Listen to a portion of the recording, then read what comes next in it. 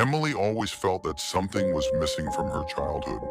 The memories she could recall were ordinary enough, playing in the yard, family dinners, and holidays with relatives. But there was always this nagging void, an unplaceable absence, as though someone or something important had been erased from her life. It wasn't until her 30th birthday that the unease resurfaced in full force. While helping her parents clean out their attic, she stumbled upon an old dusty photo album. Its faded green cover was embossed with the words, "Our Little Angel." Curious, Emily flipped it open. The first few pages brought a wave of nostalgia. Her as a baby, her first steps, her 5th birthday party. But as she turned the pages, something caught her eye. In several photos, a boy appeared. He looked to be around her age with dark hair and an infectious grin.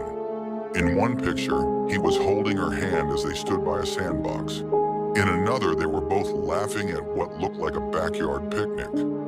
Emily's brow furrowed. She had no memory of this boy. "Mom!" she called, descending the attic stairs with the album in hand. Her mother looked up from the pile of old clothes she was sorting. "Yes, sweetheart?" "Who's this?" Emily asked, holding out the album and pointing to the boy. Her mother's face went pale. Her hands trembled as she took the album from Emily. For a moment, she just stared at the picture, her lips moving soundlessly. "Mom," Emily prompted. Her mother looked up, tears brimming in her eyes. "I don't know," she whispered. Emily frowned. "What do you mean you don't know? He's in a bunch of these pictures. He looks like he was a big part of our lives." I can't remember," her mother said, shaking her head. "I don't remember him at all." Emily felt a chill run down her spine. "What about Dad? Does he remember?"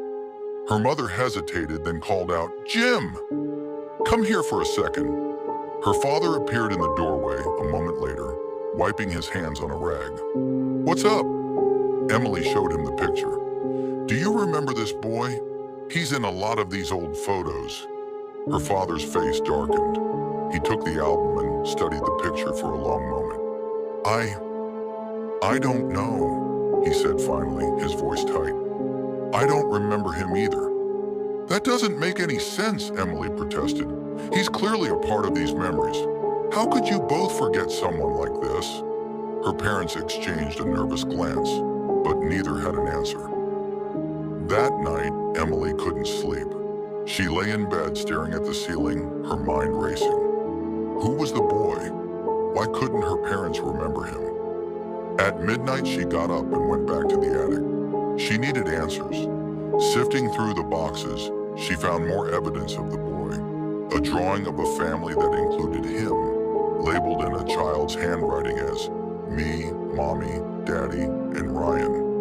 A birthday card addressed to Emily and Ryan. And then, a small wooden box tied shut with twine. Her heart pounding, she untied the twine and opened the box. Inside was a stack of Polaroid photos, along with a single sheet of paper. The photos were chilling. Each one showed her and the boy, Ryan, in various locations around the house. But in every picture, Ryan's face was slightly blurred, as if he were moving too fast for the camera to capture.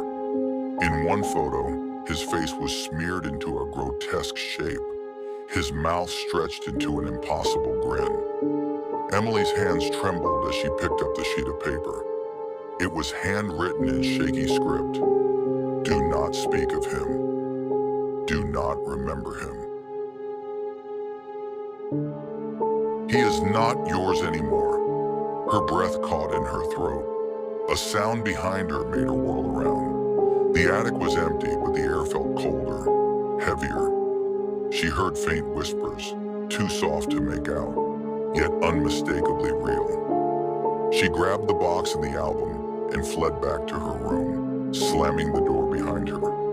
The next day, Emily confronted her parents again, showing them the drawing and the note.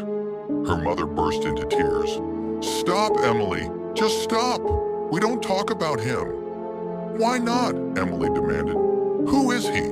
What happened to him?" Her father's face was ashen. "He's gone," he said quietly. "That's all you need to know. He's gone, and we need to leave it that way." Emily was furious. "You're not making any sense. Who is he, and why can't I remember him?" Her parents refused to say more, retreating into their room and locking the door. Over the next few days, Emily began noticing strange things around the house. Shadows moved where there shouldn't have been any. Lights flickered even when the wiring was fine. And at night, she heard faint laughter echoing through the halls.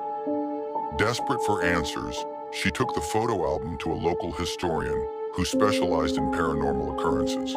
The woman, Mrs. Hargrove, studied the pictures carefully. "This is unusual," she said finally. "It's as if this boy has been partially erased from reality. But why would someone go to such lengths?"